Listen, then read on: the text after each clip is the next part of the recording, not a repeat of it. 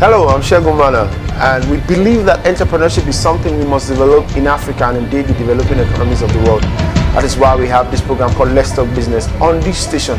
We want you to watch because we sit down with entrepreneurs and they encourage you on how to develop your own entrepreneurship business. Keep watching Let's Talk Business on this station.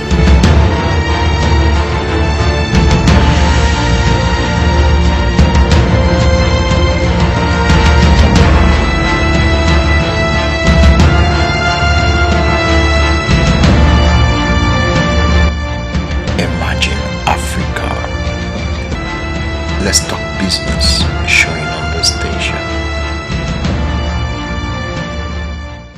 Welcome to Let's Talk Business. My name is Segun Manuel, and on today's episode of the program we'll be looking at a very fantastic topic, which is getting out of unemployment.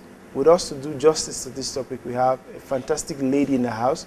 I think this is about the second time we're having a lady in our program for this quarter. And her name is Ronke Kosoko. Ronke Kosoko is the CEO of Employment Clinic. And Employment Clinic gets involved in all kind of stuff that relates to getting people out of unemployment. By the way, she's written a very wonderful book that we will talk about in the course of this episode of the program. Ronke, welcome to the program. Thank you very much for coming. Thanks for inviting me. We feel very elated to have you. I know it's very hard to get you out of your busy schedule to come on things like this. My pleasure. Thank you for coming. Thanks. First, to you, what are the challenges that is causing unemployment in Nigeria, not just Nigeria, across the African continent? Across the African continent. Well, when you're talking about unemployment across the African continent, you definitely have to start with Nigeria, being the giant of Africa, and you know that anything that happens in Nigeria affects other African nations. Right. And yes, I will streamline it to 4 basic issues. Okay. We have educational problems. You have political problems, you have economic problems, and you have institutional problems. So if you are able to address those 4 issues, definitely unemployment will become history in Nigeria. When we talk about educational problems, it starts with the fact that the Nigerian school system is completely far from the industry. So if employers need something else and the school is producing something else, definitely there's no meeting point. So you find out that the schools, all our schools are just developing people who are probably not needed, in quotes. When you say not needed, you're raising people in an industry that does not align with economic need. So those are the educational factor. And also about this educational issue, you find out that it has to do with the structure of our environment, where a child just grow up and goes to secondary school, nobody's monitoring, no parents, probably there are no counseling opportunity right from secondary school. So the child just goes to science, arts, commercial class just because the friends are there. And after that, he or she writes WAEC, writes GCE, writes JAMB, and after that jump him or her several times and they say, oh, I don't want to stay at home. And when you go to the school, nobody's going to ask you, why do you want to study this course? Everybody, they just give you a course. That's why you find a situation where somebody wants to study medicine. He or she does not even know why, but said, I want to study medicine. And I say, oh, you can't get medicine, you can get pharmacy, you can get biochemistry, or you can even get home economics, and all those kind of things. So that's at the end of the day, when graduates come out, so you just find out that they are lost. Because when they come out, they do their NYC and like, oh, they are still enjoying. But when they get to the real labor markets, they see something completely different. So that's a major challenge. Now, again, if you look at the world generally, it's talking about social media. Social media has gone to another level. But do you have any school in Nigeria at the moment that is probably even offering a diploma or a certificate program or a degree program or even a master's program on social media kind of thing? So you can imagine that's the educational problem anyway. And when you talk about institutional problem has to do with the economic structure itself, where the government itself does not know what's happening in the industry does not know what's happening in the school. The people in government does not even know anything about this unemployment, because if you have the Ministry of Labor, has to define skill sets of each course, of each industry, of each skill level that is absent in our society. The Ministry of Planning itself needs to plan for each discipline, each aspect of the economy. We'll be needing a number of economics in the nearest future. We'll be needing also a number of engineers. What kind of engineers? Are they structural engineers? Are they civil engineers? So you plan. This planning now goes into the school. Now decide how the school structure is academic curriculum, all those things. You also have curriculum problem. Who is defining your curriculum? When last did you define it, and all those things? Was your curriculum actually your own, or the one handed over to you by the colonial masters, which is over 100 years ago, and things like that? So when you talk about, again, that's an example of institutional problem. Then you come back to the economic issues. When you talk about economic issues, now finances. How much do your student pay in school? Probably we still have some universities that still pay about 7,000, 5,000. Can that sustain the quality of education that you actually need at this moment, when other countries are probably charging about $20,000, $10,000, $15,000? Yes, if you're charging that money, does the people have the economic power to be able to afford that kind of education? If they don't have it, do you have a system that gives them loan? If you have the opportunity to give them loan, do you have a national database where you can say Ronke Kosoko is applying for an educational loan, and if you click his or her name into the computer, you can see her address, her home address, where she lives, and all those things, and you're able to monitor, okay, I've given her 15,000 to go to school. When she finished working, she's working in so place, so I can be deducting her salary back. All those kind of things. So those are economic issues. So if people that can't get quality education, they can't get quality jobs. So they are definitely useless. So, you know, all kind of issues aggravating unemployment. So if Nigeria can solve those problems, then other African countries will copy. I know you've written a book, and I want to show my viewers. It's a powerful book. It's Get Out of Unemployment. If you are unemployed out there and you are a fresh graduate, or you are just finishing school, or you are thinking of getting into the entrepreneurship market, this is a handbook that you must read. It's written by our guest here today. Ronke Kosoko is Unemployed, Get Out of Unemployment, Practical Solutions for a Sustainable Future. When we come back, we'll be looking at these solutions that you prefer in this book, and solutions that we can use to solve unemployment in our society. But that will be when we come back on the other side of the program.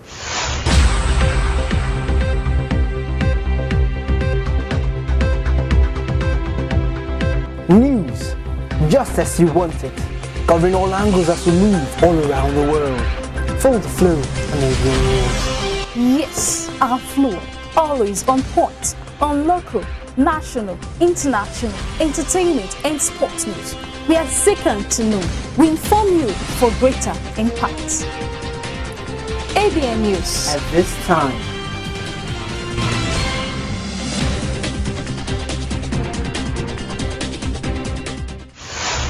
Welcome back. We're telling you today on Let's Talk Business on how you can get out of unemployment. If you are stuck in your job and you don't like that job and you want to start your own business, this is the episode you should watch. If you're a fresh graduate, you are serving, you're a youth corps, you are still in school and you're looking for something to do, if you are trying to find out your purpose for your life and start, this is the episode you should watch. Ronke, you talked about some of the problems that causes unemployment in our society. I know you preferred some solutions in your book, Get Out of Unemployment. I want you to share step by step some of it with us that we can use to get out as young people across Africa, that we can use to get out of unemployment. Like I mentioned earlier, I believe that for every human being created by God, you were created with a unique characteristics. So I'm always very careful about preferring solutions. Yes, what you have in that book is a compendium of about 16 chapters, and try to address this issue from the African point of view, because we tend to read a lot of foreign books, and I keep saying that there's no way a foreigner will understand your problem just like yourself, because the situation for an African child is not the same for an American child. Now, having said that, you need to look at productivity issue of an individual. How productive are you as an individual? Because employment itself does not necessarily have to be someone giving you a job. No. It doesn't have to be someone giving you a monthly salary.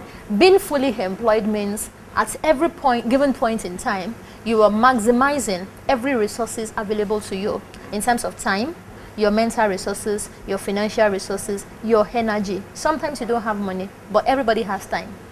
Everybody has energy. Everybody has a brain. So ability to maximize all those, including your spiritual resources. If any individual can maximize all those resources at any given point in time, you're going to be involved in something. You're going to be employed, in quotes. So employing all the available resources to you as an individual at any given point in time is what is actually called full employment. So I try to break that down. Now, for instance, you can actually be an undergraduate and be employed.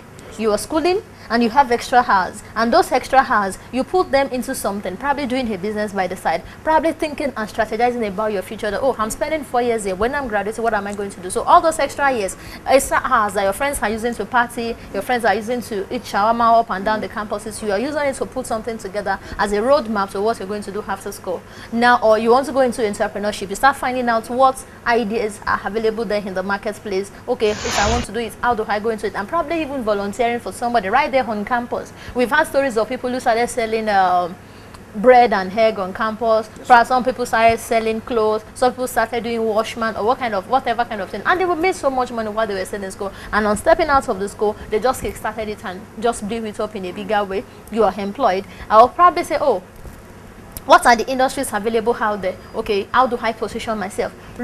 Start learning while you are still in school. Those for undergraduates. Now, for those who are already out, as soon as you get out of school, you are out of NYSA. Honestly, you don't need to spend one single day if you are able to maximize all those resources. But the problem is, people say there's nothing I can do. It's a lie. There is always something. You don't need money. In fact, if you have money, you're going to fail.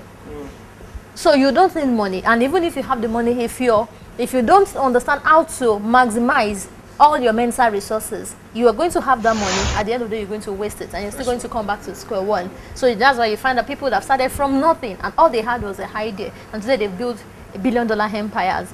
So you also need to talk about people starting small. I think one of the major problems I have seen basically is the fact that people don't know how to recognize ideas. And that is one of the hedge that a Chinese man has. A Chinese man will come in here and see that this place is well garnished, there are no sand, but he will bring out say sand from this well garnished floor, and he will turn into something. Whether he makes sense or not does not matter. He's just going to turn into something because he has been groomed to be productive. And also in Africa, we waste a lot of things, a lot of energy, a lot of time. So ability to maximize all those things can actually make you bring out something out of your life and turn it into a product. There is nothing you cannot turn to a product. Now everybody wears weave on, everybody probably use toothpaste, everybody probably wears clothes, everybody probably eats. So at least if you assess an individual in a day, each individual at least uses about 25 different things, whether you're conscious of it or not. You use hair cream, you use toothpaste, you use brush, you use dresses, all those kind of things. Where are they coming from? They're all coming from abroad. Why are they coming from abroad? Because nobody's producing them here. So that means there is a market. So it doesn't matter there is Close Up and Maclean's. Your own could be RK toothpaste. And there are some segments of the market that would like RK just because it's RK. So that kind of thing. So I broke it down, and there are over 100, about 150 ideas there. And because if you look at Africa is the poorest continent, so to speak. It's because you are not, Africa controls about 85% of the world population, yet does not contribute up to 20% of world products. So you have about $25 trillion GDP flying and exchanging hands all over the world every day, every minute, every second. How much is Africa getting from it? You can't, because you are not giving back anything.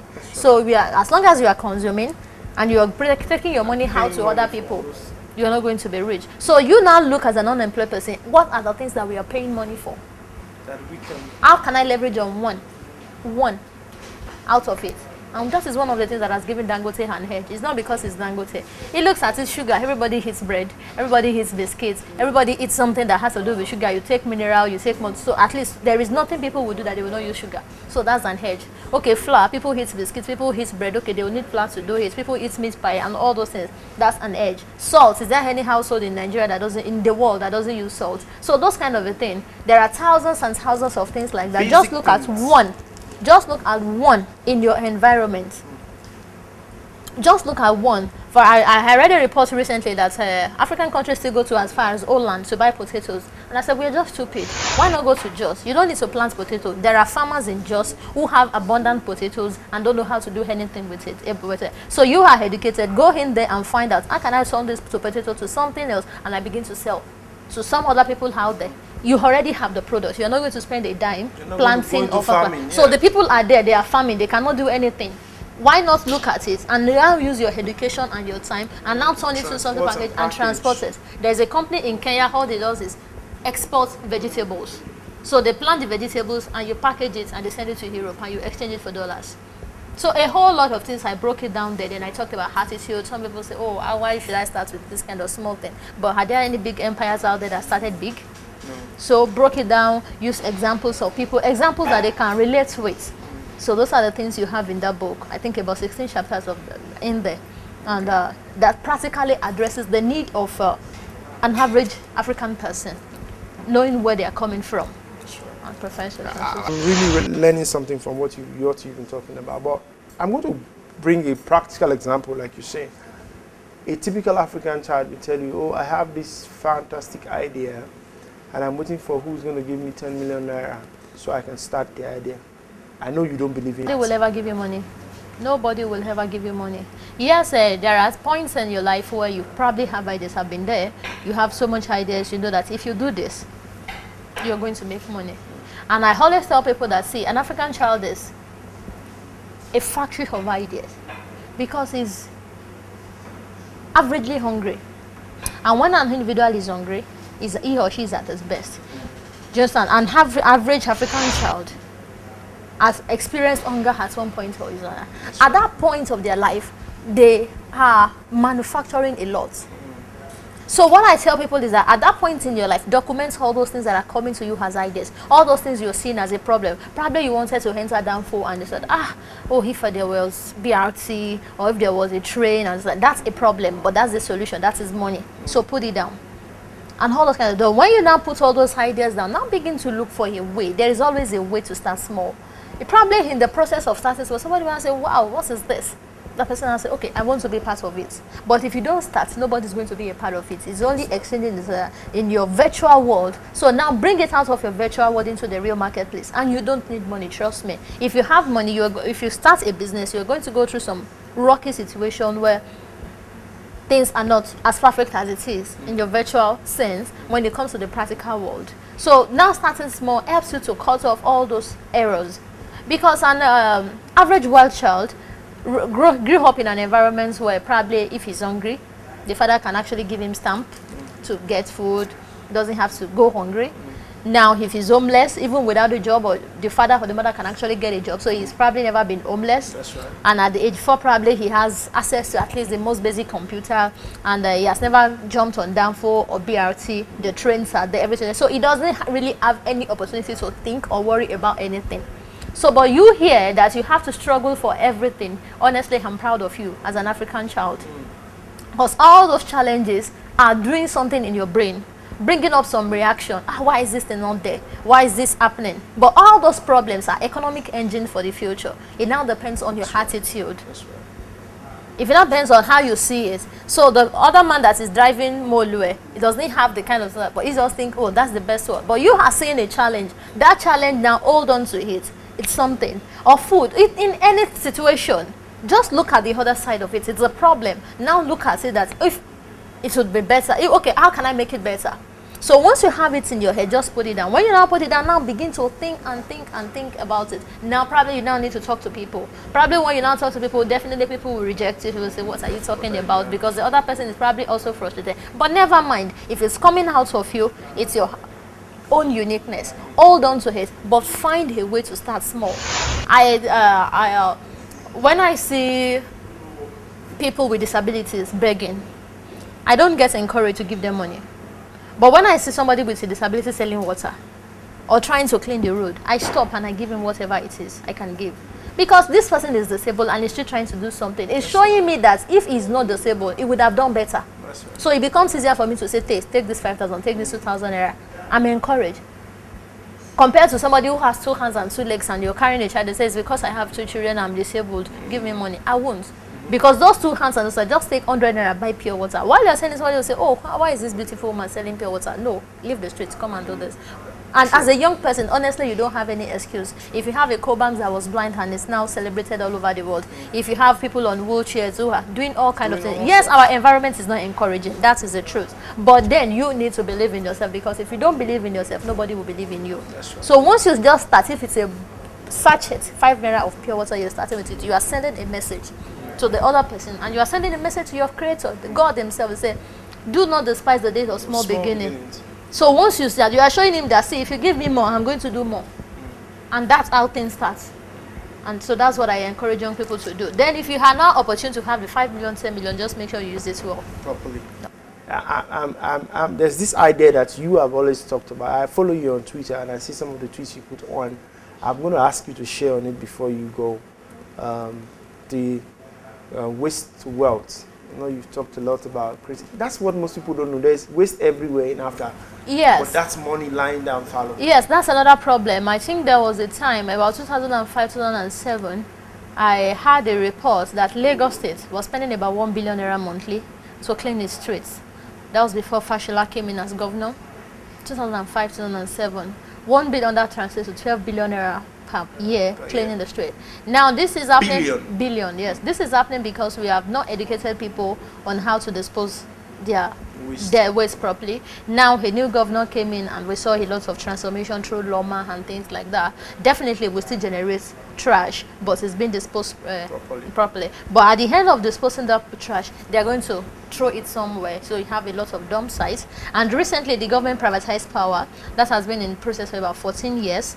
Now moving power from NITEL into the hands of private investors. So private investors have invested their money, assets has been handed over. Now what it's in that this thing is that those waste dump sites, you can actually generate energy from there. So those things you're seeing as waste are actually sources of energy, because you have biofuels, you have different sources of energy, renewable energy. Oh, a whole lot of competition is now going to come up. And some people are now saying, see, this is it. This is what can be generated from here. And that involves some kind of technology. Unfortunately, those technology are not available in any of our schools. But these white people have done it in their country. It has worked. Oyinbo man does not have any waste. And no matter what is wasting, he's trying to recycle it and bring in something else. And when it gets to a point, he say, what again can we do with this? For instance, the shell of your egg, you can turn it to paracetamol, you can turn it to tablets, all those kind of things. So yes, we have some foreigners in there, but it's also another opportunity for people to look into that on those dump sites, those things that are wasting there can actually be converted to energy. So that was the point I was trying to make from those that. Just like what we just discussed, that when you see a problem, everywhere is smelling, people are throwing trash. That's money. Because even from that trash, at the point when this new development came in, that you cannot drop your trash anywhere just because you are in the market. Some people saw businesses in it. It's okay, I will come to your house and collect your trash. Every month you pay me 1,000. And I think there was a time they said there was a guy in one of the estates in Lekki and he was charging that kind of amount. And at the point, in over a period of 3 years, he had about 1,000 clients. I said, so all he needs to go to is to go with his vehicle, they park the load, you collect your money. So at the end of every month, he was making about 1 million, 2 million. I said, so how else? What else do you want me to do? So from trash, you can create jobs. From trash, you can generate energy and all those kind of things. So and the energy industry is an industry again that is opening up. A lot of competition is going to. I was going to ask you about that because I've seen so much. Going to get to a point where you're going to be control your power with your mobile phone. You're not going to be charged for what you didn't use. And so now when we are all leaving our houses, we'll be conscious of putting off our lights and things like that, just the way it's being done abroad. So I think Africa is slipping into another level. So as people are investing, don't look at it that, oh, I don't have $10 billion to invest like General Electric has done. But out of all those investments, new services are going to come up. So how do you position? That's right. That's the question I was going to ask you now. How do young people, young Africans, position themselves to benefit from waste to energy, from the new energy, the investment? Yeah, I wouldn't want to talk about waste to energy because I'm not an expert in that field, but I've been able to push out some information on Twitter. Based on that, like I said, the technology are not available to us, but there are people who are already in there. If you're wherever in the States, wherever you are, you can connect with those people and get to see how things are done, because those people also didn't become professionals overnight. They started from somewhere and they started expanding on it and things like that. Now, coming back to the employment side of it, is that recently the government sacked about 40,000 plus power officials. What you have then was just like the days of NITEL, where only about 500,000 Nigerians had lines, telephone lines. You pass wire from Yanokwaja to Ikeja and all those kind of things. Now you have over 100 million mobile phones and things like that. Now what's happening in power now is that we are taking it out of PHCN and say private sector take. Now, having said that, the staff that you have at PACN, well, some of them were skilled, but government as it is, some of them saw it as an opportunity. All the years they spent there, they really didn't invest in capacity building, because all they do is, I can come to your house and cut your wire, and you say, organo vex, and say, okay, don't worry, connect the wire back, take 5,000. And so they were living on this money, they made so much money, so they weren't bothered about developing themselves. So when this new wave came, you cannot force the new employer to take them up. So definitely some had to go. So all the money government generated from the sales of these power assets were used in settling labor liabilities. Having said that, that means there are gaps. Now those gaps for engineers, so if you're a mechanical engineer, you're an electrical engineer, all those kind of things, you now leapfrog yourself into this power industry, and that means you have to take up some trainings, because the technologies they are bringing in is different from what government was using. It was just like, there were some years ago where we didn't have BlackBerry, where we didn't have iPads, where we didn't have Androids and all those things. So now you now have to look at international companies that are offering those schools, because obviously you don't have any school. Yes, government has established one school, but the school, it's not enough, can't raise more than 1,000. But you have over 50,000 or thereabout gaps that needs to be filled. Wow. So, but engineering graduates have a lot of opportunities. Not only engineering graduates, people in management, because there are going to be marketing opportunities. Right. There's going to be opportunities for people in research. There's going to be opportunities for people who will be doing mergers and acquisition and all those kinds of, so opportunities are opening up. Connect and find how you fit in and position yourself. That's all. Wow. Thank you very much, Ronke. We will definitely have you come some other time on Let's Talk Business to share more. But I know you have a website. It's www.ronkeemploymentclinic.net. I hope you've learned something from Ronke Kosoko today on how to get out of unemployment and the opportunities that are available in the waste management industry and also in the power industry. Position yourself so that when the time comes, you will be found prepared for the opportunities that are coming. Thank you for watching Let's Talk Business today. My name is Segun Manuel, and we have been talking business. One of the advantages of the third world countries is that they are emerging. They are dynamic. If you employ people, what is the minimum wage that people are supposed to be paid for the kind of job they're doing?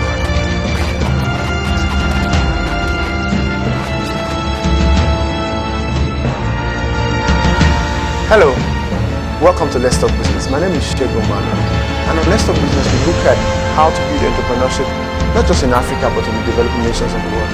I urge you to join us here to watch Let's Talk Business weekdays on this station. Imagine Africa.